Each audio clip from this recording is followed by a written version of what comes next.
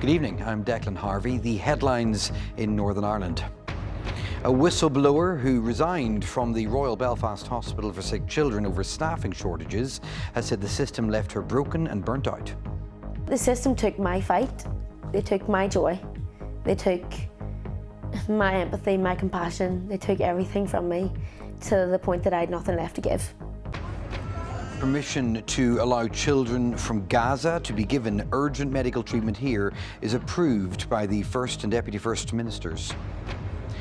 Police make an arrest linked to what have been described as racist vigilante groups on the streets of Belfast. An elderly faith healer convicted of sexually assaulting 2 women who went to him for help is ordered to stop giving people cures in person. Also between now and 7 o'clock, a little bit of history was made at Ormeau Park in Belfast at the weekend when a 97-year-old became the oldest person in Europe to complete 250 park runs. This is only the beginning of the 300. You've got to set a goal. You can't just wander around life doing nothing. In the last hour, Larne Football Club have confirmed that they are parting company with their manager. Nathan Rooney is leaving Inver Park by mutual consent. And after another lovely warm day, find out how long this fine spell of weather is set to continue. I'll be back with the forecast for the week ahead.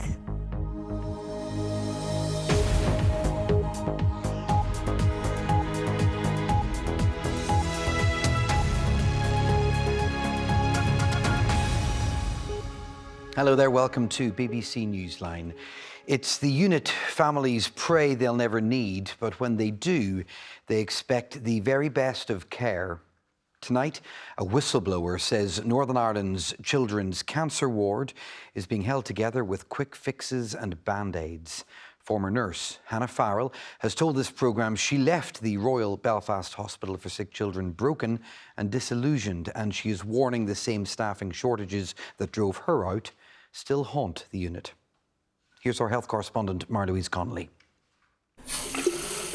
Hannah Farrell worked as a Band 5 specialist nurse in the Children's Cancer Unit in Belfast. While that role carries responsibility, Band 5s are still building experience. After 5 years in the unit, she resigned when staffing became intolerable and patient safety concerns ignored. The system took my fight, they took my joy, they took my empathy, my compassion, they took everything from me to the point that I had nothing left to give. I had nothing left to give anyone.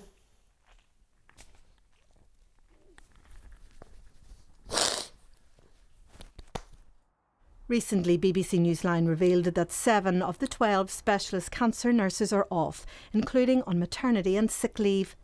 The Belfast Trust says nurses are being moved around to offer support. But according to Hannah, that means little has changed since she resigned in 2019. I felt completely and utterly burnt out. Every shift you dreaded going into because you didn't know what you were going into staffing-wise, what the skill mix was going to be. You knew you were looking after the sickest kids in the ward. Kids were dying. In a statement, the Belfast Trust said there had been significant investment in developing the unit in the last decade, including an increase across all nursing bands and the development of specialist nursing roles. It said a specialist occupational team offered support and the Trust encourages all staff to raise concerns. Bringing support to children dealing with cancer, David and Sarah know what it's like to lose a child. Their son Adam died in 2022. Their charity also pays for nurses to have counselling. They say more needs to be done to retain staff. What the staff offer is unbelievable, a world-class service, from the nurses and from the consultants. There's no question about that. But they're being let down by the Trust, they're being let down by the Health Department, and ultimately they're being let down by the Health Minister. He's the boss at the end of the day. There's a lot of people in the Health Department who sit and look at figures all day. Why are all these nurses leaving? The Department of Health said the Minister fully acknowledged the staffing difficulties facing the Belfast Trust and the wider system and noted assurances that service delivery at the Children's Hospital was being closely monitored. But Hannah says she's blowing the whistle to help other staff. The Royal College of Nursing says her experience isn't unique. Back in 2020, you'll know that following strike action by RCN members, the Northern Ireland Executive promised safe staffing legislation that would specify in law the ratios of nurses to patients that would be required in all areas of practice. Here we are 5.5 years later, and we're still waiting for this bill to be introduced in the Assembly. Recalling her final days on the unit, Hannah says she was left in charge with an agency and junior nurse as backup. She says management failed to listen. When a ward goes into a crisis like that, within the Belfast Trust, we take nurses from other wards. So we band-aid it, and we cover and we help where we can, but we don't fix. And that approach often creates a fragile, even toxic environment, which encourages staff to go off sick and eventually leave. Mary-Louise Connolly, BBC Newsline. Well, there's more reaction to what nurse Hannah Farrell has told us. You can find the story on our website this evening. The address is there on the screen for you. It's also available, of course, on the BBC News app. Next this evening, children who have been badly injured in the Israeli bombardment of Gaza could soon be treated at hospitals here. It follows a decision by the First and Deputy First Ministers to take part in a UK-wide scheme that will provide urgent medical treatment to children from the region. There has been some debate around this issue in recent weeks. Here's our political correspondent, Jane McCormack. Starving, sleep-deprived and in many cases sick. Some of the most seriously ill children in Gaza are set to come to the UK for treatment. Until today, it wasn't clear if Stormont would take part in the scheme, but the Department of Health has got the go-ahead in principle. In practice, though, our role will be small. 2 children at most will be treated here. The Department of Health is seeking clarity on the severity of their injuries, accommodation for their guardians, and how long they might be expected to stay. For some, the decision is common sense. I'm sure that the medical professionals who have watched on for years, they will want to support these children and they will provide that care with a heart and a half, because I think we've all wanted to play our part and we've seen the devastation in the hospitals there. So look, I don't think that a few children are going to make a bit of difference to our system here in Northern Ireland, but it'll be a big difference to them as individuals. According to others, the government must set clear limits. Yes, it's a small number, and I'm sure these kids are going to whatever hospital can best meet their medical needs, and that's appropriate. But my key point is they come, they get the treatment, and when they are improved and better, they return. There must be no residency rights attaching to any of this. The move comes as parties led by the SDLP have urged the Prime Minister to recall Parliament and take steps to help end the war. In it, they write, "We, the members of Parliament, the Stormont Assembly, the Scottish Parliament and Welsh Synod, write to you united in our deep concern and opposition to your government's ongoing support for the actions of the Israeli government in Gaza." And they warn, every day of delay means more children starve, more families are torn apart and more lives are lost. You must act now. An argument Claire Hanna deployed on the airwaves today. We're calling for an end to military cooperation with Israel, including surveillance and including arms sales. We're calling on for a more rational approach to protest as well. A lot of this is about giving voice to the very deep despair that people are feeling over this, their fading belief in international law and in humanity as well. Parliament will return in a fortnight, so this letter is unlikely to move the dial too much in Downing Street. But as children in Gaza grow sicker and families continue to struggle, politicians will keep facing pressure to do more. Jane McCormack, BBC Newsline. Next, we can bring you news of an arrest linked to what have been described as racist vigilante groups on the streets of Belfast. Let's hear from our crime and justice correspondent, Julian O'Neill, who's here with me. What's the latest? What are we hearing? Well, just around 6 o'clock, the police confirmed in a statement that a 37-year-old man has been arrested on suspicion of assault, theft and criminal damage. Now, I understand this relates to an alleged incident which took place in the vicinity of the Waterfront Hall in Belfast, recently linked to the activities of that so-called vigilante group. The police point out that other investigations are continuing into the activities of this group or groups, which we highlighted last week. They've been posting social media videos of their confrontations with people from an ethnic minority background. The police have described this as racist intimidation, pure and simple, and in particularly they've been putting extra officers on the streets of West Belfast to stop individuals who are out walking the streets and to gather their own video surveillance of their activities. So the police will do their investigation, but what more do we know about these groups and what they've been doing? Well, police sources say to me that on occasion these groups can number as few as 5 or 7 people who are out walking the streets at night. They comprise individuals who are described as low-level criminals. There is no link to any paramilitary organisation.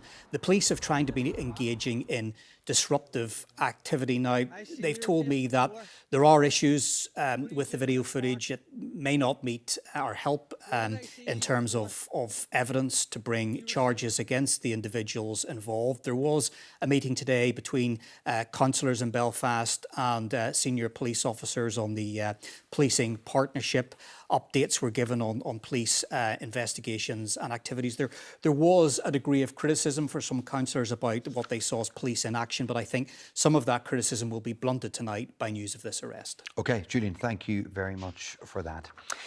And still to come on the programme between now and 7 o'clock, teenagers here get a chance to learn new skills, helping them get jobs in the multi-billion-pound gaming industry.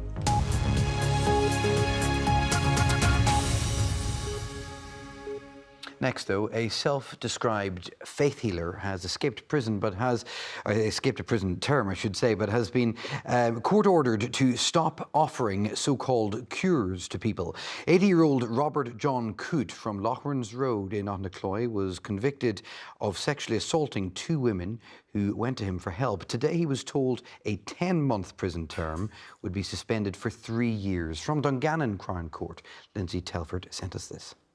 Robert John Coote had claimed that upwards of 14,000 people came to him every year for healing. He believed he had a gift that had been passed down by his mother on her deathbed. Well, today, Dungannon Crown Court heard that he sexually assaulted 2 women who came to him for help. One of them had gone with a lower stomach complaint and said that Coote put his hand under her trousers and her underwear and then forcibly kissed her. The other reported that he put his hands on the front of her body, touching her breasts. Coote denied the allegations and said the women were only after money. But the judge today said that wasn't the case and that his victims had been left traumatised. He gave Coote a 10-month custodial sentence, suspended for 3 years, and ordered him to pay his victims £1,000 each. The judge also barred Coote from seeking to heal people in person, saying, if somebody believes you have some kind of gift or power and seeks to meet you in person for a better cure, you're not to do it. Nobody is to be put at risk. Coote has also been placed on the sex offenders register. Lindsay Telford, BBC Newsline at Dungannon Crown Court. Private rent for homes here has become less affordable since the pandemic. New official figures confirmed today. Let's speak to our economics and business editor, John Campbell. Look, it won't be news to people renting a house that they've had to pay quite a bit more in recent years. So what exactly did we learn today? Well, this is something which affects a lot of people because about 1 in 5 households in Northern Ireland live in private rented accommodation. The figures today are showing us what proportion of a household's earnings have to be paid over to a landlord to afford the average rented property. So in 2020, it was less than 22%. By last year, that had risen to more than a quarter. So that's quite a significant increase in a short period of time. Maybe not as big an increase as some people might have expected, given that rents have increased a lot since the pandemic. But remember, wages have been going up too. But fundamentally, what these figures are showing us is that since the pandemic, rents have been rising faster than wages. Therefore, rents have become less affordable overall. That's very much Northern Ireland focused. Is there any sense of scale of how it compares? Northern Ireland is still one of the more affordable places in the UK for private renters. The most affordable region is the northeast of England, where typically a household there in private rent will be paying less than 20% of their wages for an average property. But look at London. Gosh, yeah. A typical private rented household there is paying more than 40% of their earnings to afford an average property, which illustrates that while in London you earn a lot more than you would in Northern Ireland or in other parts of the UK, you also face much, much higher housing costs. I'm right in saying that these figures are for 2024. Is there anything to suggest what's happening this year? Well, the Property Pal website, they produce figures every quarter based on their own data. They suggest that in the second quarter of this year, rents were still rising quite steeply by about 8% compared to the same period during 2024. But they do also suggest that those big rises which we've been seeing since the pandemic are now starting to level off a bit. OK, John Campbell, thank you very much. Interesting figures there. Now, two men who smuggled £9 million worth of cannabis into Northern Ireland by hiding it inside packs of wooden flooring have each been jailed for more than 3 years. 32-year-old Yudon Oyang and Gary Han, who's 26, stashed the drugs in the hollowed-out packets before transporting them from Manchester in lorries. It began in 2019. The National Crime Agency said the men made up to 38 deliveries in 9 months before they were arrested. Now, it's been said the computer games industry is bigger than both Hollywood and the music sector combined. It's worth billions around the world. And now a group of younger people have been getting a taste of what it's all about. They've joined what's been called a games jam, learning how to build video games from scratch and discovering what it really takes to turn play into a profession. Here's our Northwest reporter, Kieran Turish. This week-long course at the Nerve Centre allowed young people the opportunity to develop their gaming skills. They all had a strong interest in bringing their own ideas to life and learning how to make it a reality. We set a theme on day one. They literally start with a blank piece of paper, and within the train tracks of a theme, they have to produce a game which answers that. And we have been blown away last year, and particularly this year, the quality and the breadth of the interpretation, the creativity has been brought to actually creating these games. An estimated 3 billion people worldwide regularly play video games, and the business is thought to be worth twice as much as the film and music industries combined. The education manager at the Nerve Centre believes there are good opportunities for young people to get employment in Northern Ireland. So it's young teenagers have come here, both boys and girls have come to the workshops to learn the skills that they would need and that are required within the industry, because obviously the industry, the games industry is massive. It's getting bigger and bigger and within Northern Ireland. So they've come here to this programme to learn those key skills so that they can have them on their CV and gives them that head start within their careers. The teenagers developed an original concept to produce a playable and user-friendly game. They were given help with characters and animation. Well, I didn't actually really know how to make a game before this, but this really helped me to learn how everything's made and helped my confidence a lot. It's been very wonderful, and it is worth coming because you learn many new things and you can find out what you enjoy really well. I found it very enjoyable. It was very good, and it was great to see everyone else's games as well. It was quite challenging to come up with a game that would have been fun and interesting that you could do within 5 days. Everyone who took part in the gaming course said they found it highly enjoyable and creatively challenging. It gave them all a fascinating glimpse into the industry, and for some, they may now consider a career in gaming. Kieran Turish, BBC Newsline, Derry. Now, not only is Grace Chambers 97 years old, she's just broken a European record. She has become the oldest person to complete 250 park runs. And what's perhaps even more remarkable is that she also had heart surgery just a few weeks back. It is quite the story. From Ormeau Park in Belfast, here's our community correspondent, Mark Simpson. She did it. A hug from her daughter Shireen for Grace Chambers. Her 250th park run at the age of 97. It was more of a power walk than a sprint for Grace on Saturday. Two friends gave her a hand the whole way round as she recently had heart surgery. She had her own welcoming party at the finish line, including her heart surgeon. I'm Johnny Maley, I'm one of the cardiologists in the Royal. I did a keyhole valve replacement on Grace a few weeks ago. She's absolutely fantastic. What she's achieved is unbelievable, and I think it's a testament to her as a person. You know, she's fantastic. Grace has had quite a life, including voluntary work in Jamaica and the Bahamas, before moving back home to South Belfast. And she loves a challenge. I do parkrun every Saturday morning. It's a part of my life. I feel when I come in, like people get when they get cocaine, I feel adrenaline because I'm on a high that I've achieved it. That's what it is. You wouldn't know what it's like to have cocaine, though. No, but in Jamaica they sold it, I saw it a lot. What about retirement? Could this be your last parkrun? No. This is only the beginning of the 300. You've got to set a goal. You can't just wander around life doing nothing. Her friends may soon have to bake another cake. Mark Simpson, BBC Newsline. Amazing. She'd put me and Gavin Andrews to shame. He's here with the sport tonight. You've got breaking news in local football. Yeah, how are we going to have to follow that? Not good. Look, it's all changed. One of the big success stories in local football, Larne Football Club are parting company with their manager Nathan Rooney.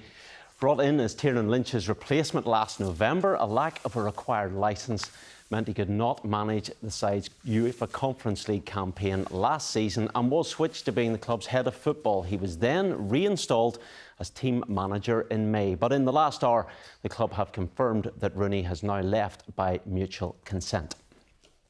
Elsewhere over the weekend, there were positive signs for a legendary Irish League manager and a cup knockout for another former Larne boss. In the sunshine on the coast, hosts Carrick overcame the heat to see off Glenavon. Danny Gibson got the only goal, a cracking start, but there's no chance the experienced Stephen Baxter will let his players get carried away. Look, it's early days. We've played 2 games of football. It's just started. We're trying to, people, getting to know each other and how we play and how we do things, and so it's only a start. But look, we're pleased with the start. Glentoran also made it 2 wins from 2. 1 goal was enough to decide it against newly promoted Bangor. Ryan Cooney nipped in to snatch the 3 points at the Oval. At Solitude, both sides had their moments, but neither Cliftonville or Coleraine could conjure anything special. The major talking point from their 0-0 draw, a pre-match dash to a local shop for Colerane's kitman after the visitors forgot their match socks. No panic though for Portadown. They picked up their first win of the season at the expense of the Irish Cup winners Dungannon Swifts, who ended the game with 9 men. It finished 4-1 at Stangmore Park. I just thought the boys worked their socks off today, to every degree. I thought our shape was brilliant. I thought we kept the ball when we needed to keep the ball, and we always looked like a threat. We looked like a threat from set pieces. We stretched them quite a bit as well, so really pleasing day. And in the FAI Cup, in a repeat of last year's final, Derry City lost out to Drogheda United at the Brandywell. Michael Duffy forced extra time with this brilliant equaliser, but it was the visitors who cruised through to the next round on penalties. Another tough evening for Tiernan Lynch's side. Kieran Donnelly has stepped down as Fermanagh senior football boss after 4 years in charge. In a statement this morning, Fermanagh GAA have said Donnelly informed county officers at the weekend of his decision to leave the role. He led Fermanagh to promotion from Division 3 in the National League in 2023, but was unable to avoid the drop last year. The county also missed out on promotion this year and were edged out by Down in a tight Ulster Championship quarter-final in Enniskillen.